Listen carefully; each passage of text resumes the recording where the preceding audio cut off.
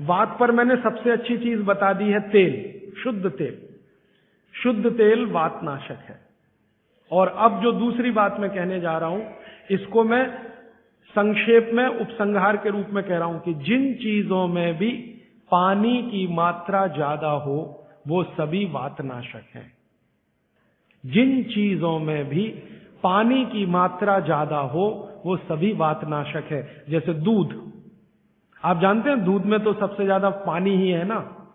दूध को फाड़ के देख लो, सॉलिड मटेरियल तो थोड़ा ही निकलता है ना, बाकी तो पानी ही रह जाता है। तो दूध में बहुत पानी है। तो जिन चीजों में पानी ज्यादा है, भागवत जी ने सूत्र ऐसे लिखा है कि पानी युक्त चीजें, जल युक्त चीजें सभी वातनाशक हैं। तो दूध हो गया, दूध के बाद दही, दही में भी पानी ही है, आप जानते हैं। और छाछ तो सबसे ज्यादा पानी वाली है। जूस जो आप इस्तेमाल करते हैं, सभी जूस वातनाशक है।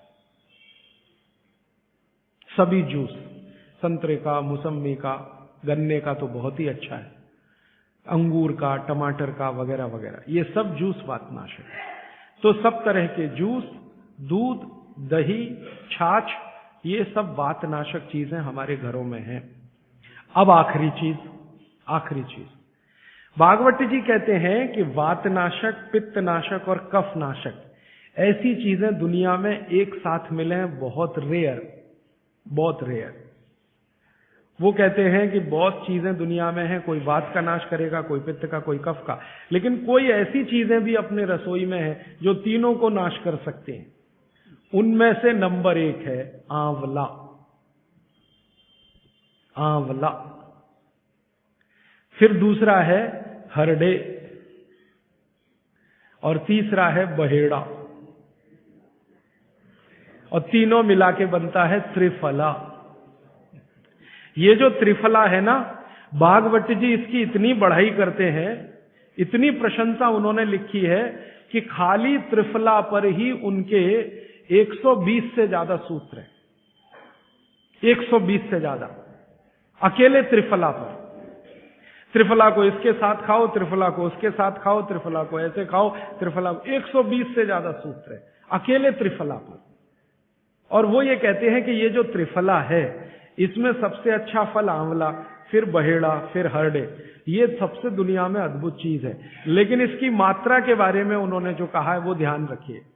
ज्यादातर लोग त्रिफला इस्तेमाल करते हैं, करिए, बहुत अच्छा है, लेकिन मात्रा ध्यान रखिए। हम क्या करते हैं कि हर, बहेड़ा, आंवला तीनों बराबर मात्रा में मिला के त्रिफला बनाते हैं। वो कहते हैं कि ये उतना उपयोगी नहीं है, और हमने करके भी देखा। वो कहते हैं कि त्रिफला सबसे अच्छा होता है 1, 2, 3 के अनुपात में। पहला है हरडे 1 अनुपात, दूसरा है बहेड़ा 2 अनुपात, और तीसरा है आंवला 3 अनुपात। अब इसको मात्रा में कहूं, अगर त्रिफला बनाना है तो हरडे लेना 100 ग्राम, बहेड़ा लेना 200 ग्राम, और आंवला लेना 300 ग्राम। तो ये 100, 200, 300 ग्राम की मात्रा में आप जो त्रिफला चूर्ण तैयार करेंगे, वो कहते हैं ये अद्भुत है, वात, पित्त, कफ तीनों का नाश करता है, तीनों का। अब वात, पित्त, कफ तीनों से आप अगर ग्रसित हैं तो आप त्रिफला जरूर लीजिए। कैसे लाएं? त्रिफला लेने के 2 नियम बताए उन्होंने, एक रात को और एक सवेरे। सवेरे का नियम उनका यह है कि सवेरे सवेरे अगर त्रिफला खाएं तो गुड़ के साथ, नहीं तो शहद के साथ, गुड़ या शहद। वैसे ही आप तय कर लीजिए, जैन है तो गुड़, अजैन है तो शहद। तो सवेरे का त्रिफला खाएं तो गुड़ या शहद के साथ, रात का त्रिफला खाएं तो दूध के साथ या गर्म पानी के साथ। त्रिफला तो एक ही है ना, सवेरे भी त्रिफला ही खा रहे हैं, रात को भी। लेकिन भागवत जी कहते हैं असर अलग अलग है दोनों के। रात को जो आप त्रिफला खाएंगे दूध के साथ या गर्म पानी के साथ, तो ये त्रिफला रेचक है। रेचक शब्द उन्होंने इस्तेमाल, रेचक माने पेट को साफ करने वाला, बड़ी आंत की सफाई करने वाला, शरीर के सब अंगों की सफाई करने वाला, झाड़ू लगाने वाला जो व्यक्ति, वो रेचक। तो कहते हैं रात को अगर त्रिफला आप ले रहे हैं दूध के साथ या गर्म पानी के साथ, तो ये रेचक है, माने ये एक ही काम सबसे ज्यादा करेगा कि आपकी कब्जियत मिटा देगा। कितनी भी पुरानी कब्जियत है मिटा देगा, 40 साल पुरानी भी मिटा देगा रात को।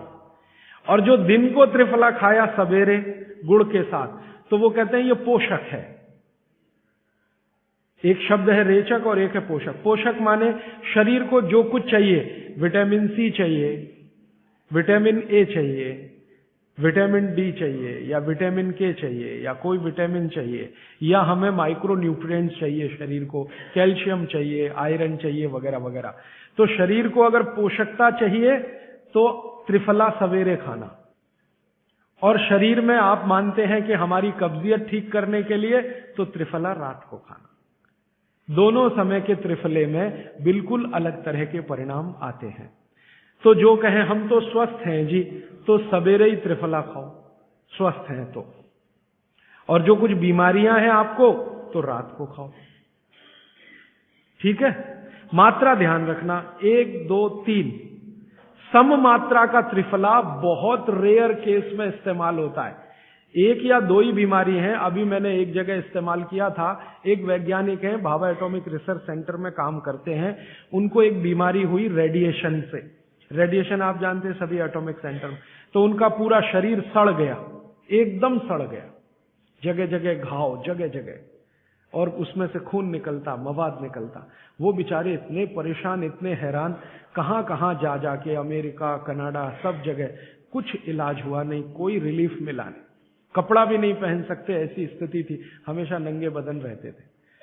तो ऐसे ही किसी ने मुझे उनके बारे में बताया। बंबई तो मैं अक्सर जाता रहता हूं कि राजीव भाई एक ऐसे व्यक्ति हैं। तो मैं उनको गया था मिलने और देखने, तो मैंने देखा सच में हालत बहुत खराब थी। तब मैंने उनसे कहा कि आप बहुत परेशान हैं। हाँ बहुत परेशान हूं, दवा सब काम लेके देख ली, कुछ उपयोग होता नहीं। मैंने कहा मैं होम्योपैथी दूं? उन्होंने कहा होम्योपैथी मैं नहीं लेना चाहता। तो मैं पूछा चलो आप फिर एक काम करो, त्रिफला चूर्ण खाओ बस, और कुछ मत करो। तो उन्होंने त्रिफला चूर्ण शुरू किया। ये मैंने बताया 1 2 3 शुरू किया। 3-4 महीने में रिजल्ट बहुत थोड़ा आया, थोड़ा आया। फिर मैंने कहा मात्रा बदल के देखते हैं। फिर उनकी सम मात्रा की मैंने, बराबर जितनी मात्रा आंवला, बराबर उतनी मात्रा बहेड़ा, बराबर उतनी हरडे। अभी स्थिति यह है कि वो बिल्कुल ठीक है। 1-1.25 साल उनको हुआ त्रिफला खाते खाते, बिल्कुल ठीक है, और पहले से ज्यादा प्रफुल्लित है, पहले से ज्यादा एनर्जेटिक है। आप जानते हैं रेडिएशन का दुनिया में इलाज नहीं है। ये उदाहरण मैंने जानबूझ के दिया, ऐसे सैकड़ों उदाहरण है मेरे पास। रेडिएशन का दुनिया में इलाज नहीं है, लेकिन त्रिफला चूर्ण के पास उसका इलाज है। अगर यही त्रिफला चूर्ण अमेरिका में हुआ होता ना, यूरोप में हुआ होता, तो अब तक इस पर पेटेंट लेकर करोड़ों डॉलर कमाए होते उन्होंने। ये हमारे यहां प्रचंड मात्रा में है, हर घर में है, हर गांव में है, इसलिए हमें इसकी कीमत नहीं मालूम। मैं आपसे फिर कह रहा हूं, आपके सोचने का नजरिया बदल दीजिए। प्रकृति ने जो चीजें प्रचंड मात्रा में हमको दी हैं, वो उतनी ही कीमती हैं। वो प्रकृति की हमारे ऊपर कृपा है, जो हमारी जरूरत के हिसाब से दी है। आंवले का इतना उत्पादन इस देश में होता है, आप जानते हैं। बहेड़ा इतना मिलता है, हरडे इतना मिलता है, और लगभग फोकट की स्थिति में मिलता है। अब पता नहीं कौन कौन लोग उसी आंवले को 200-250 रुपए किलो च्यवनप्राश बना के बेच लेते हैं। ये जो च्यवनप्राश है ना, ये त्रिफला चूर्ण से कई गुना नीचा है। च्यवनप्राश पे जितना खर्चा कर रहे हैं, उससे बहुत कम खर्चे में आप त्रिफला खाइए, च्यवनप्राश से भी ज्यादा असर है। तो मेरी आपको आज के लिए ये आखिरी सूत्र थी कि आप अपने जीवन में वात, पित्त, कफ तीनों को सम रखना चाहते हैं, तो आंवला, हरडे, बहेड़ा, हरडे, बहेड़ा, आंवला, इन तीनों का उपयोग करना सीख लीजिए। घर में हमेशा इसको डब्बे में बना के पाउडर के रूप में रख लीजिए। अब आप कहेंगे इन तीनों को एक साथ खाएं, आप अकेला आंवला भी खा सकते हैं। आंवला तीनों दोष दूर करता है, वात, पित्त, कफ। हरडे तीनों दोष दूर करता है, वात, पित्त, कफ। और बहेड़ा तीनों दोष दूर करता है, वात, पित्त, कफ। इसलिए भागवत जी कहते हैं सर्वोत्तम फल यही है, आंवला, हरडे, बहेड़ा। दूसरे फलों से कई गुने ज्यादा ताकतवर यही फल है, आंवला, हरडे, बहेड़ा। अब आपको आखिरी एक छोटी सी बात कह दूं कि आप में से किसी को भी ये तकलीफ है कि आपके शरीर में मेद बढ़ा हुआ है, मेद माने मांस बढ़ा हुआ है, बहुत लोग परेशान है, मोटापा, मेद माने कफ बढ़ा हुआ है, सीधी सी बात, तो आप त्रिफला खाइए। कब खाना है? आपको रात को नहीं खाना है, सवेरे खाना है। जिनको भी मांस बढ़ा है शरीर पर, मेद बढ़ा है, उनको अगर छाटना है, इसको कम करना है, तो त्रिफला सवेरे खाना, आंवला सवेरे खाना। आप त्रिफला नहीं खा सकते तो आंवला ही खा लीजिए, 4 आंवले 3 आंवले रोज खा लीजिए। आंवले को मुरब्बा बना के खा लीजिए, मुरब्बा को और आंवले का अचार बना के खा लीजिए, आंवले की चटनी बना के खा लीजिए, जैसे भी है आंवला खा लीजिए।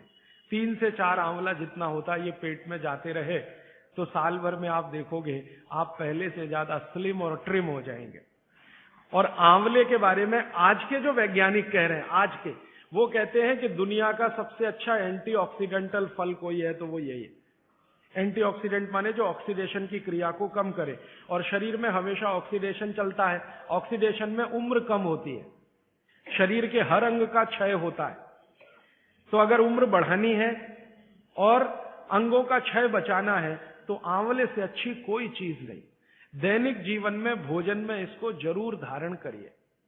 भागवत जी कहते हैं कि जब त्रिफला खाएं, आंवले के बारे में तो वो कुछ नहीं कहते, वो कहते हैं साल भर खाओ, 2 साल खाओ, रोज खाओ, कोई दिक्कत नहीं। त्रिफला खाएं तो 3 महीने लगातार खाने के बाद थोड़े दिन छोड़ देना।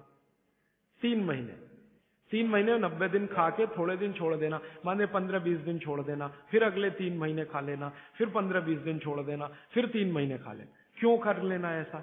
वो कहते हैं कि ये छोड़ना जरूरी है बीच में, नहीं तो शरीर को आदत लग जाती है, और वो आपने अगर छोड़ा नहीं तो आपको कुछ दुष्परिणाम भी दे सकता है।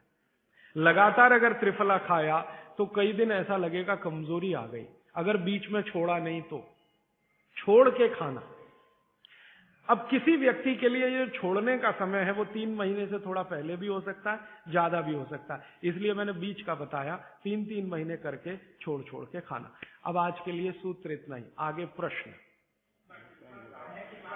जी, मात्रा कितनी? मात्रा में बता देता हूं। जिनको वजन कम करना है, वजन कम करने के लिए त्रिफला या आंवले का उपयोग करना है तो आंवला 3 से 4 और त्रिफला हमेशा बड़ा टी स्पून, एक तो छोटी चम्मच होती है, एक थोड़ी बड़ी चम्मच, तो 1 चम्मच, हाँ, गुड़ के साथ सुबह, नहीं तो शहद के साथ। और जिनको रेचक के रूप में उपयोग करना, पेट साफ करने के लिए, आंतों की सफाई करने के लिए, वो रात को खाएं। रात को भी आंवला लगभग 1 चम्मच, लेकिन छोटी चम्मच। कैसे खाना है? गुड़ के साथ कैसे मिलाएं? आंवले का चूर्ण आपके पास है, थोड़ा गुड़ ले लो, चूर्ण और गुड़ को ऐसे हाथ से मसल दो, वो लड्डू जैसा हो जाएगा, गुड़ उसको अपने में समा लेगा, फिर गुड़ खा लो। पीछे से थोड़ा दूध पी लो। मैंने आपको कहा था कि भागवत जी कहते हैं कि दूध एक ही चीज के साथ पिया जा सकता है, वो है आंवला। क्या कहते हैं बहेड़ा वो? तानी। आप ऐसा करिएगा, ये प्रदीप भाई की दुकान पे चले जाइएगा, वो आपको शक्ल से दिखा देंगे, या कल यहां मंगवा के थोड़ा रख दीजिए पहचान करने के लिए कि हर क्या है, बहेड़ा क्या है, आंवला तो आप सब पहचान जी। हरड़ा को कड़का बोलते हैं, हरड़ा को कड़का, बहेड़ा को तानिकाय, बहेड़ा को तानिकाय, आंवला को पाल नेल्लिकाय, आंवला को पाल नेल्लिकाय या नेल्लिकाय सीधे कर दीजिए, ये तीनों नाम है। ये प्रदीप भाई ने एक सवाल पूछा है कि अगर हम वजन कम करने के लिए या मांस कम करने के लिए खाना चाहते हैं तो 2 बार खा सकते हैं? बिल्कुल नहीं, एक ही बार के लिए नियम है। सुबह ही सुबह आपके लिए सबसे अच्छा है। जो बाजार में त्रिफला चूर्ण मिलता है वो खा सकते हैं? मेरी आपको एक विनती है, बाजार का त्रिफला चूर्ण लाने से अच्छा है बाजार से आंवला लाना, बहेड़ा लाना, हरड़े लाना, कूट पीस के अपने घर में बनाना। क्योंकि बाजार में कई बार बहुत सारी चीजें हैं जो कॉमर्शलाइज हो चुकी हैं और उनके असर अगर कम हुए तो आप भागवत को गाली देंगे। इसलिए रॉ मटेरियल लाके घर में तैयार करना, कूट पीस के। जी, आपने गुड़ की बहुत महत्वपूर्णता बताई, परंतु डायबिटीज पेशेंट्स क्या करें उसके लिए? गुड़ आप डायबिटीज में खाइए, भरपेट आंवले के साथ खाइए, त्रिफला के साथ खाइए, कोई तकलीफ नहीं, कोई तकलीफ नहीं है गुड़ खाने में। डायबिटिक लोग भी गुड़ खा सकते हैं, शुगर ना खाएं। और जूस का क्या करें? डॉक्टर्स तो कहते हैं डायबिटीज डोंट ईट फ्रूट्स करके। आप बिल्कुल चिंता मत करिए, आप भगवान की दी गई जो शक्कर है, ईश्वर की दी गई शक्कर है, जूस में है, फल में है, वो आपको शायद मालूम है या नहीं, शक्कर जो है ना, शुगर, इसके कई रूप हैं। एक है ग्लूकोज, एक है सुक्रोज, एक है फ्रक्टोज। तो ये जो फल वगैरह की शक्कर है, ये फ्रक्टोज फॉर्म की ज्यादा होती है और ये आसानी से डाइजेस्ट होती है। गुड़ की भी उसी कैटेगरी में आती है। तो आप चीनी मत खाइए, गुड़ खा सकते हैं, शहद खा सकते हैं, फल खा सकते हैं। मीठे कोई भी फल खाने में तकलीफ नहीं है, बशर्ते कि त्रिफला खाते रहें, थोड़ा त्रिफला लेते। जिनको भी डायबिटीज है वो भी त्रिफला का सेवन करें, क्योंकि डायबिटीज मैंने कहा ना वात का रोग है, तो वात कम करेगा। त्रिफला में तीनों चीज है जो वात नाशक है, आंवला, हरड़ा, बहेड़ा। त्रिफला आपने कहा लेना है, रात को और सुबह कब लेना, जैसे खाने के पहले, खाने के बाद? रात को तो आप लें, पेट साफ करना हो, कॉन्स्टिपेशन दूर करना हो। देखिए मैं अब थोड़ा बता ही दूं, बवासीर अगर किसी को है, ठीक करने के लिए त्रिफला लेना चाहते हैं तो रात को लें।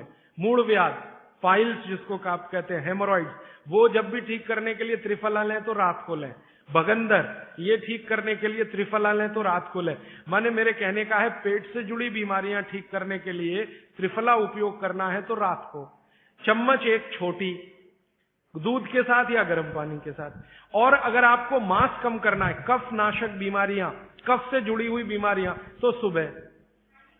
खाने के बाद लेंगे रात को, और सवेरे लेंगे खाने के पहले, खाने के ही नहीं नाश्ते के भी पहले। 40 मिनट, नाश्ता करने से 40 मिनट पहले। जी आपने बताया कि त्रिफला 1, 2, 3 के अनुपात में बनावे हैं, तो आपने जो मुंबई वाली बात करी, तो मुंबई वाले भाई साहब को पहले आपने 1, 2, 3 के अनुपात वाला ये त्रिफला दिया, वो जब बराबर काम नहीं किया तो फिर आपने समकालीन दिया और वो बिल्कुल ठीक हो गए।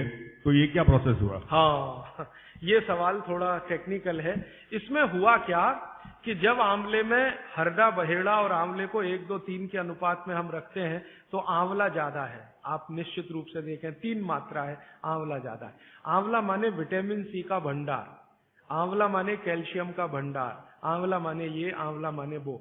तो अब जब बीमारी उनको रेडिएशन की थी तो ऑलरेडी उनके शरीर का विटामिन सी बढ़ा हुआ है, क्योंकि रेडिएशन से वो एक्स्ट्रा होता है।